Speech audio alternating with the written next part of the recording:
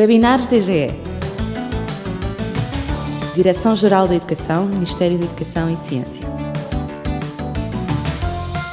Divulgação de projetos, iniciativas e boas práticas na educação portuguesa.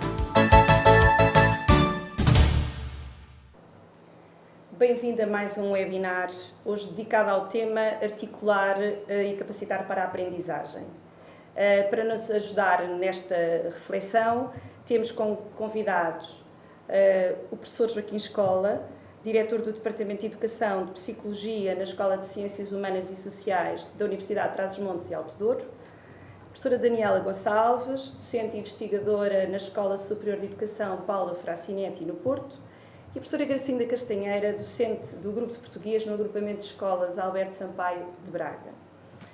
A todos o nosso muito obrigado por terem disponibilidade em vir até nós. Começava por provocar o professor Joaquim Escola, como docente da Universidade de Trás-os-Montes e Alto Douro, uma zona onde o isolamento e a desertificação acaba por ter algumas fragilidades e que são também as fragilidades dos nossos territórios educativos de intervenção prioritária, os nossos TEIP. Perguntava ao professor se a escola é para todos. O professor acredita que todos os alunos podem aprender mais e com mais sucesso educativo? Antes de mais, um agradecimento pelo convite para estar presente neste momento e poder discutir e conversar um pouco sobre estas questões. São questões extremamente importantes para quem trabalha no domínio da educação. E em relação exatamente à questão que me coloca, a Universidade de Trás-os-Montes e Alto Douro efetivamente está situada no interior norte.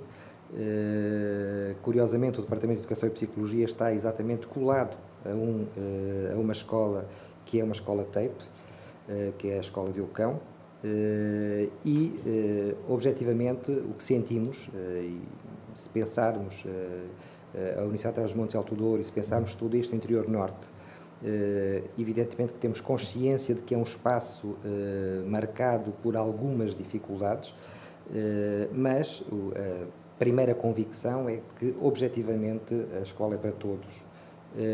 Esse é o ponto de partida com o qual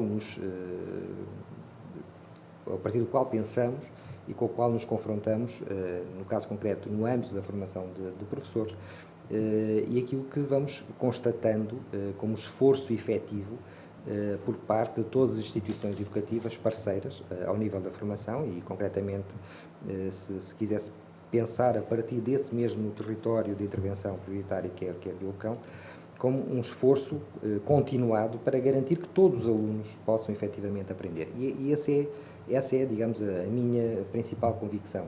É um esforço, sabemos efetivamente que nem sempre é tão fácil, pensando exatamente que há escolas mais situadas no interior, onde sentimos maior dificuldade, onde as crianças poderão não lhes ser oferecidas tantas possibilidades, mas creio que, de uma forma global, um conjunto de iniciativas que apostaram, por exemplo, na criação dos centros escolares, garantiram, de algum modo, que aquilo que eram diferenças notórias em relação às escolas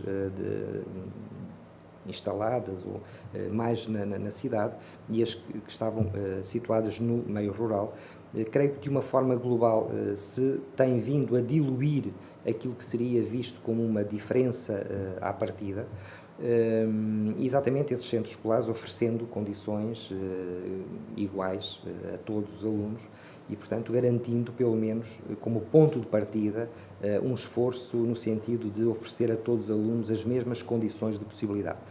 Agora, efetivamente, a escola tem que ser para todos e, portanto, o que significa que há um esforço por parte dos professores no sentido de responder àquilo que são as condições efetivas ou às dificuldades que cada aluno possa verdadeiramente apresentar. E, portanto, há um esforço continuado e esse esforço passa por uma tentativa de compreender as histórias, as vivências dos alunos e fazer um ajustamento sistemático, tentando responder àquilo que é normalmente um desejo de conhecer, uma vontade de conhecer, uma curiosidade que é normal nas crianças, logo nas primeiras fases de desenvolvimento. Portanto, eu sinto que, objetivamente, a escola é para todos, mesmo nas zonas mais deprimidas, nas zonas marcadas por uma maior desertificação. O que sinto é que, efetivamente, há, por parte de todos os agentes educativos, um empenhamento no sentido de garantir que haja uma resposta efetiva às necessidades e à aprendizagem dos próprios alunos. Então, muito obrigada pelas suas palavras. Dirijo-me agora à professora Daniela Gonçalves, a professora que no seu trabalho está habituada à supervisão pedagógica, direcionada ao nível do primeiro ciclo. Questiono como é que o problema do insucesso no primeiro ciclo pode ser resolvido. Agradeço imenso o convite, é para mim também uma oportunidade de refletir com os colegas estas questões. Realmente a pergunta que me coloca não é de resposta fácil. Todos os dias eu encontro professores fantásticos que combatem e tentam combater o insucesso escolar, nem sempre com resultados, mas tenho a forte convicção de que é possível. Nomeadamente no primeiro ciclo, porque considero que é onde reside toda a construção do conhecimento que deve ser sólido e estruturante.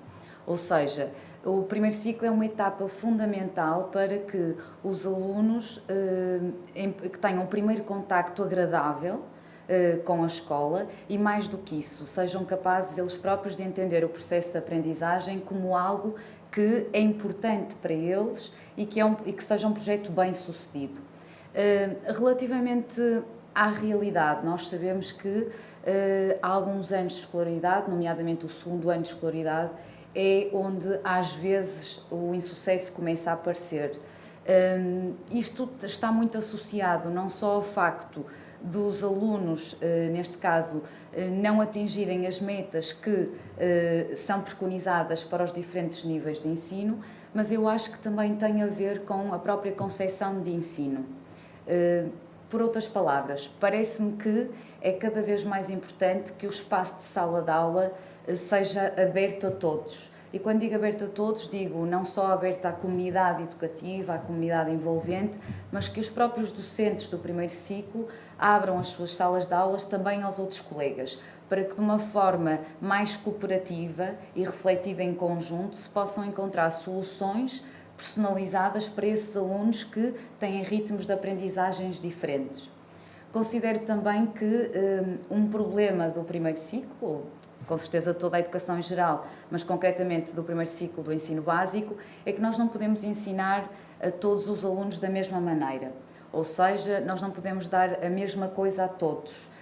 Cada criança tem um modo diferente de aprender, por isso se fala tanto hoje em dia nas aprendizagens múltiplas, e o professor deve ser capaz, obviamente, de tentar encontrar uma metodologia, um método mais direcionado para a forma de aprender daquela criança. Por isso mesmo, o primeiro ciclo aposta muito na diferenciação pedagógica como uma forma de combater o insucesso escolar, em estratégias cada vez mais complementares e não estratégias que se excluem, ou seja, é muito importante utilizar recursos como um livro, mas também é importante utilizar recursos digitais, e são lógicas que não se excluem, mas sim se complementam. Para além disso, acredito mesmo que uma das formas também de superar esse insucesso possa ser a questão da criatividade, isto é, cada professor encontre de forma criativa formas de chegar aos alunos com mais dificuldades. E muitas vezes podem ser ajudados por outros colegas. No caso do primeiro ciclo, nós temos alguns recursos, como os professores de apoio, que podem também ser uma ajuda preciosa nesse combate.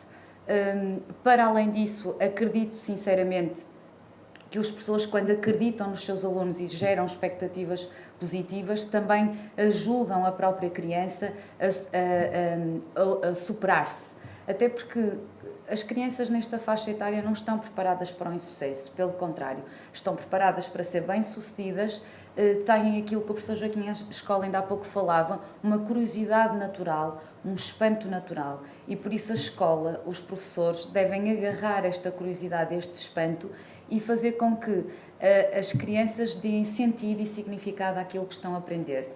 Considero também que a sala de aula é um espaço privilegiado de discussão, de análise, de experienciação, onde tudo pode acontecer, desde que haja uma intencionalidade pedagógica clara para todos, mas que seja diversificada, porque já que nem todos aprendem da mesma maneira, temos que encontrar diferentes estratégias à medida dos alunos que temos.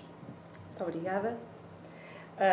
E passo a palavra à professora Gracinda Castanheira, que, como professora de português, faço-lhe a pergunta: o que é que faz para que as crianças gostem e aprendam a língua portuguesa? Muito obrigada. Considero que no ensino da língua portuguesa ou no ensino de qualquer outra disciplina, a primeira questão que cada professor tem de colocar a si próprio é: como é que eu vou ensinar aquilo de que eu gosto? Porque a primeira coisa é preciso que eu goste. Se eu não gostar, eu não vou ser capaz. Quanto à questão do ensino da língua portuguesa, nós todos sabemos da sua importância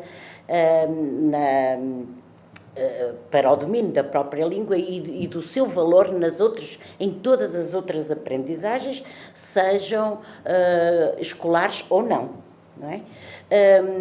Dentro dessa aprendizagem, que é absolutamente determinante, que seja muito rica, muito significativa, muito em crescente, há a questão da leitura e da escrita, que me parecem absolutamente basilares. Relativamente à leitura, as estratégias têm de ser muitas e muito variadas, mas eu pessoalmente gosto de utilizar a poesia.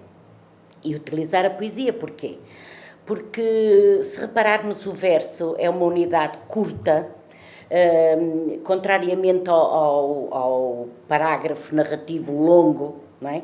Portanto, até no aspecto visual, o aluno vai ter mais facilidade em ler essa tal unidade curta.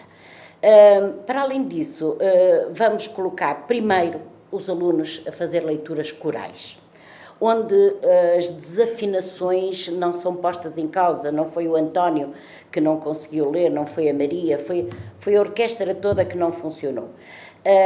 Primeira leitura, segunda leitura, e a coisa vai afinando. Depois dessa afinação, podemos já passar às leituras corais. E eu vou ter o cuidado, se sei que há um aluno que especialmente tem mais dificuldade, eu vou-lhe dar o solo mais pequeno, aquele que é mais fácil. E o êxito começa a ver-se. Portanto, com a leitura feita com estes processos, com grande recurso à poesia, que é, por si, um texto cheio de ritmo, de melodia, etc., nós vamos conseguindo educar o ouvido da criança, e ela vai conseguir colmatar a pouco e pouco. Nunca pensar que isto é uma aspirina que se dá e que a dor desaparece. Não, é tudo muito lento. Um texto, depois de trabalhado desta maneira, fracionada, vai estar melhor apreendido, vai ser muito mais fácil interpretar e vai, sobretudo, fazer um caminho muito propício àquilo que queremos em segundo lugar, que é a escrita. E então, por que não fazer uma escrita através de modelos? E eu pego no poema e gostaria, por exemplo, de citar um exemplo. O poema que eu gosto muito de trabalhar para este género de coisas é o Coro dos Empregados da Câmara, de Manuel da Fonseca. Portanto, logo se diz aí coro, não é? Leitura coral. Perante este texto e depois desse trabalho de leitura, como eu dizia, vai ser muito fácil pôr os meninos a escrever. Eu vou-lhes deixar fazer um coro que não vai ser a chatice do empregado da Câmara. Vai ser, por exemplo, o coro de uma claque de futebol, porque não? Seja dos Super Dragões, da Juveléu ou dos Red Boys.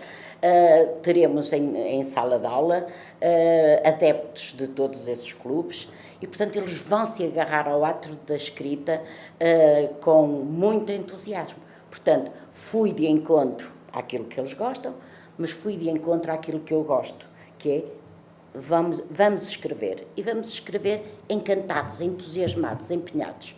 Penso que isto são terapias que dão resultado. Muito obrigada, mas eu agora ponho outra questão. É que todos afirmam aqui que os meninos aprendem, mas a nossa realidade não é essa. Nós temos taxas de insucesso, debatemos bastante ainda com taxas de insucesso.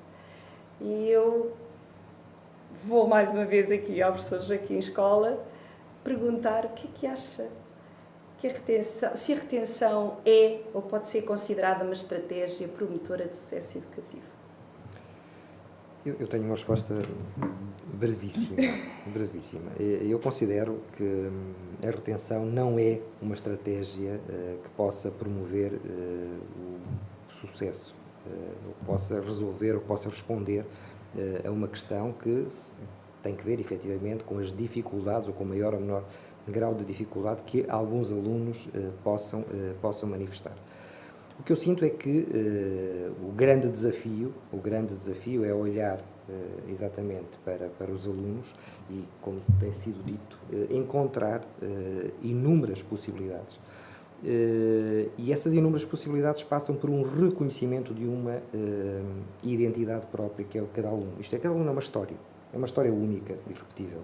E, portanto, quando declaramos sobre o aluno uma impossibilidade, ou quando ele é sujeito neste processo e é retido, imediatamente começa a entrar num processo em que sistematicamente põe em causa as suas competências, põe em causa a capacidade de inverter um determinado trajeto.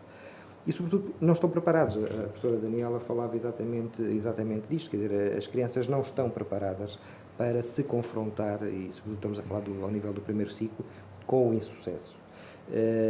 Creio que é muito mais adequado fazer um esforço no sentido de garantir a cada um destes alunos, encontrando as possibilidades ou detectando com rigor aquilo que a professora Gracinda também dizia. Se percebemos que há um aluno que tem mais dificuldades, vamos encontrar-lhe uma tarefa, vamos encontrar um espaço mais adequado.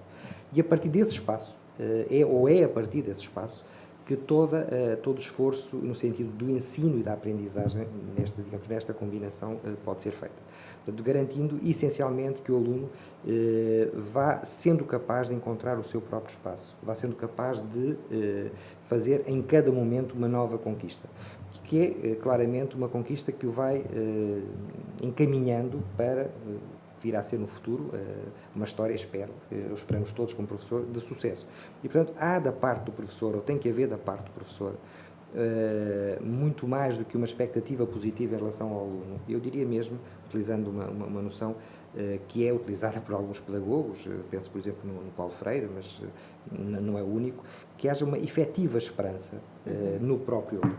Portanto, que o educador, que o professor olhe para a criança, ou olhe para o aluno e perceba, ou que lhe devolva, pela sua própria ação, uma confiança em relação ao futuro.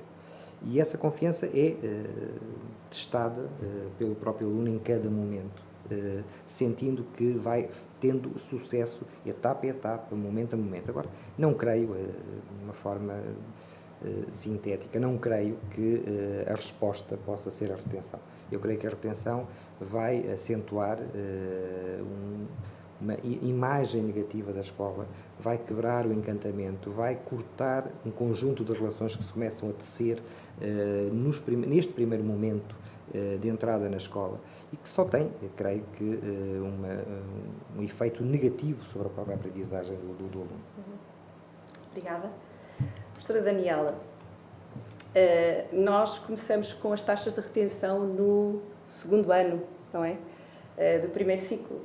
E os professores apontam para essa taxa de retenção elevada, nomeadamente o facto de só naquele ano poderem ser retidos.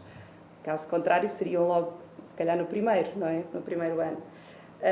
Mas atendendo ao que estamos a ouvir, que caminhos deverão ser levados por diante para se diminuir esta retenção? logo no primeiro ciclo, não é? Dado que eles não estão preparados para ficarem retidos, o que é que nós poderemos fazer mais? Eu confesso que esta cultura de retenção a mim incomoda-me imenso. Incomoda-me imenso até porque nós somos todos educadores e professores no sentido de dar o nosso melhor, fazer sempre mais e melhor, numa lógica que ainda há pouco o professor Joaquim Escola acabou de frisar, de ação transformadora. E a cultura de retenção parece-me o caminho mais fácil ou a estratégia mais simples. E aquilo que disse tem toda a razão. Eu penso que, se fosse possível, existiriam professores que aplicavam logo, digamos, essa sanção no primeiro ano de escolaridade. Ainda bem que não é. Até porque nos obriga a todos a pensar em estratégias de superação. Nomeadamente no primeiro ciclo, há muitas estratégias, como em todos os outros níveis de ensino, mas que podem ir sendo experimentados neste caso porque o professor, normalmente aqui há a monodocência, consegue estar com o mesmo grupo de alunos durante 4 anos. E muitas vezes nós temos consciência que, digamos, aquele clique, vou chamar assim, para a aprendizagem de algo ainda não se deu, mas que com outra estratégia, com mais tempo, com a ajuda de outras pessoas, até pode acontecer. E o caminho mais fácil é achar que com aquele aluno não vai ser possível daquela maneira. Eu considero que há muitas formas de nós, digamos, chegarmos a todos os alunos. Por exemplo, como a professora Gracinda há pouco dizia, fazer tarefas, com certeza muitas mais tarefas com aqueles que têm mais dificuldades, mas tarefas mais curtas, por exemplo, os trabalhos de casa, mas que sejam fundamentais para esta consolidação das aprendizagens. É aqui no primeiro ciclo que tudo se joga. Nós depois não podemos continuar a remendar aprendizagens que não foram feitas nos outros níveis de ensino.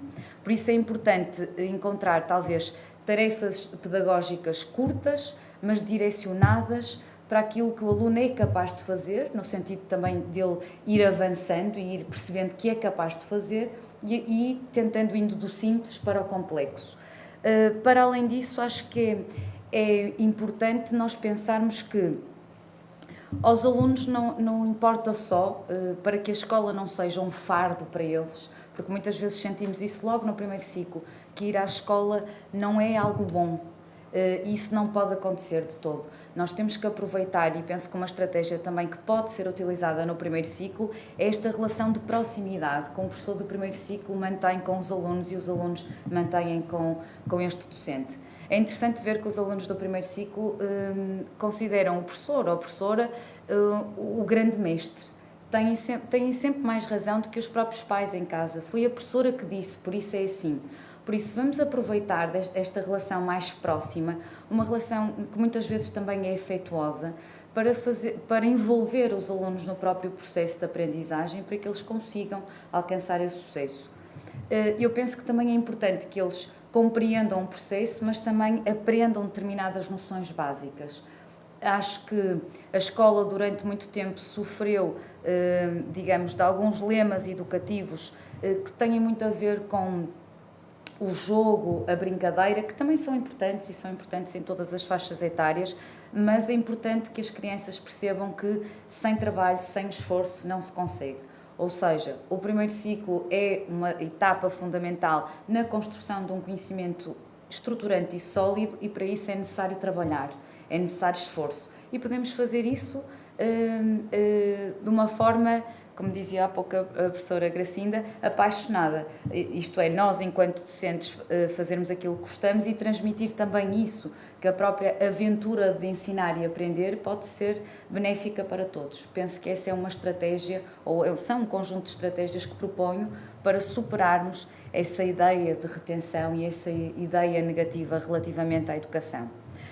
Gostava também ainda de referir que estas estratégias diversificadas vão permitir também uma maior proximidade entre docentes. Nós vemos que os docentes, no caso do primeiro ciclo, cada vez mais trabalham em cooperação, mas uma cooperação que parece que só pensa como é que nós vamos fazer todos da mesma maneira, todos à mesma hora. Vou dizer isto de outro modo, os professores do primeiro ano juntam-se para planificar o primeiro ano, os do segundo e por aí fora até o quarto. Acontece que Talvez a ideia seja reunirem-se, obviamente, e em conjunto encontrarem soluções, discutir até os seus planos e as suas planificações, mas nós não podemos fazer todos igual ao mesmo tempo. Não só numa lógica de ano, mas também de turma. Nós temos dentro da turma crianças que são diferentes, que aprendem de modo diferente. Ou seja, acho que esses tempos devem existir, esses momentos, esses espaços devem existir, com certeza a intencionalidade terá que ser outra. Terá que ser pensada com soluções que nos ajudem a compreender aquilo que o professor Joaquim Escola dizia muito bem, como é que aquele aluno aprende e como é que eu vou conseguir chegar àquele aluno e não desistir de ninguém. Eu acho que os bons professores são aqueles que acreditam, mas também exigem, confiam, mas também motivam. Muito obrigada.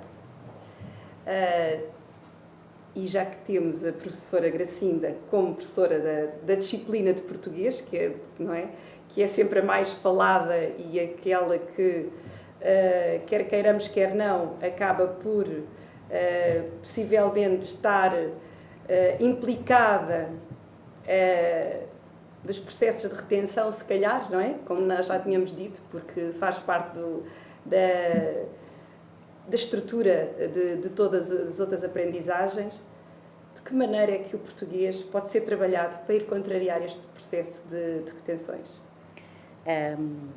Para contrariar essa sua influência, tem primeiro olhar para si própria.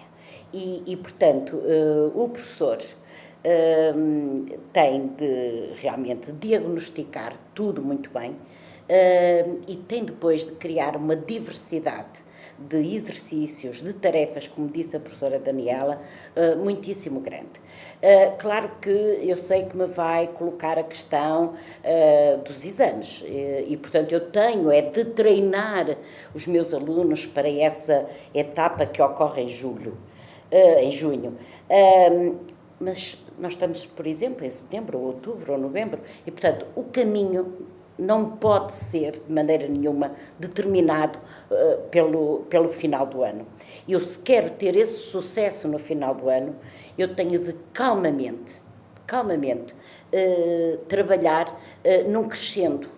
Portanto, eu tenho de diversificar imenso o tipo de exercícios que dou e não estar a pensar que cada exercício que eu dou tem de ser formatado no modelo que depois aparece em exame.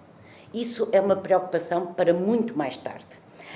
Outra questão extremamente importante é a diferença que há entre a linguagem da sala de aula, aquela que eu utilizo no meu dia-a-dia com os meus alunos, e depois a linguagem extremamente técnica, muito bem feita, muito bem, digamos, irrepreensível, que eu uso na elaboração dos textos.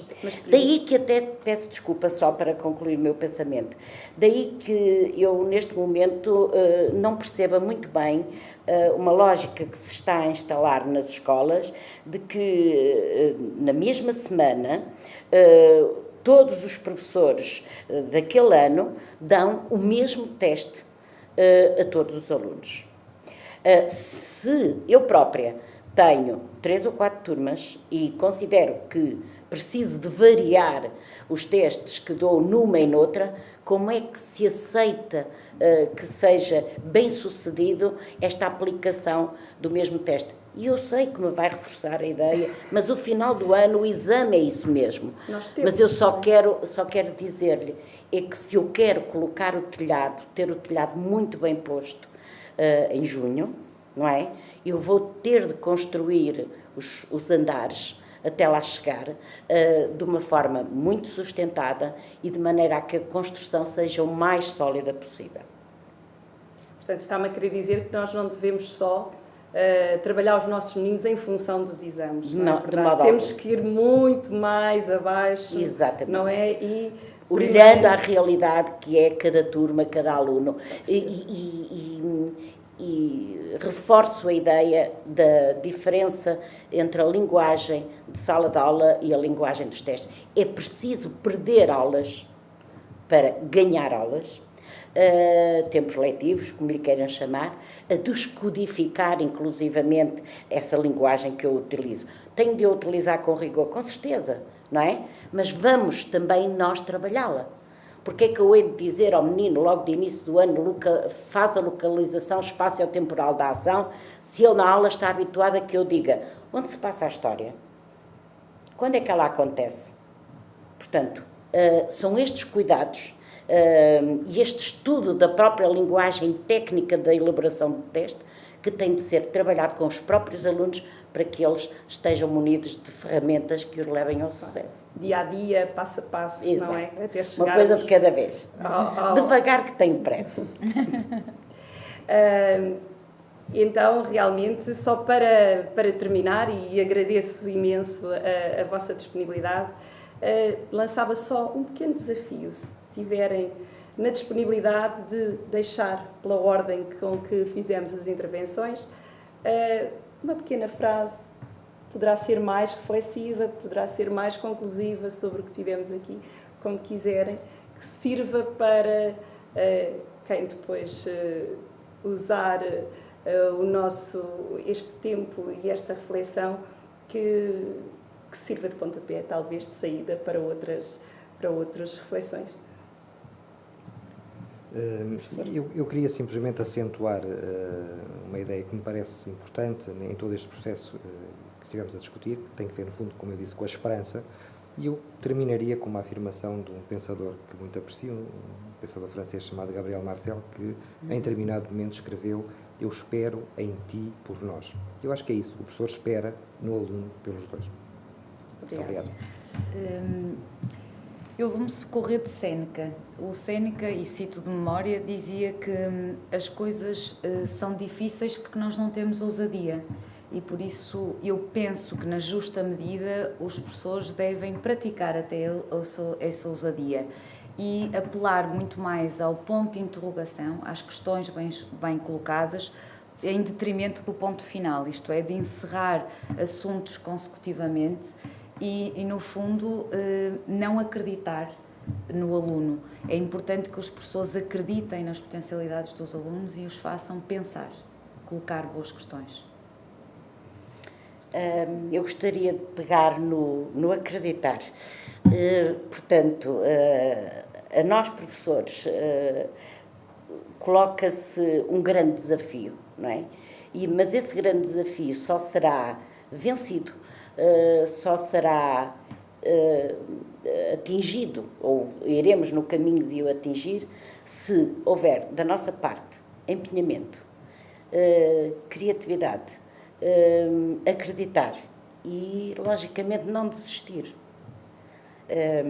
Mas no caso da importância da língua, e eu volto ao ponto de partida, eu não posso deixar de pedir que se aposte na educação literária desde a mais tenra idade. Considero que a educação literária feita através de boas obras, e isso é absolutamente fundamental, que nos vamos imbuindo do que é um bom livro, do que é uma boa história, vai ajudar imenso àquilo que eu considero que é fundamental desenvolver nas crianças, que é a criatividade, a imaginação e o sentido estético. E um livro dá tudo isso. Muito obrigada. Aqui ficam os desafios para os nossos professores.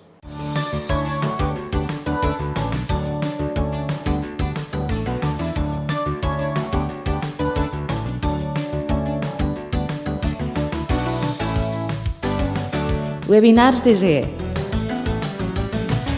Direção-Geral da Educação, Ministério da Educação e Ciência. Divulgação de projetos, iniciativas e boas práticas na educação portuguesa.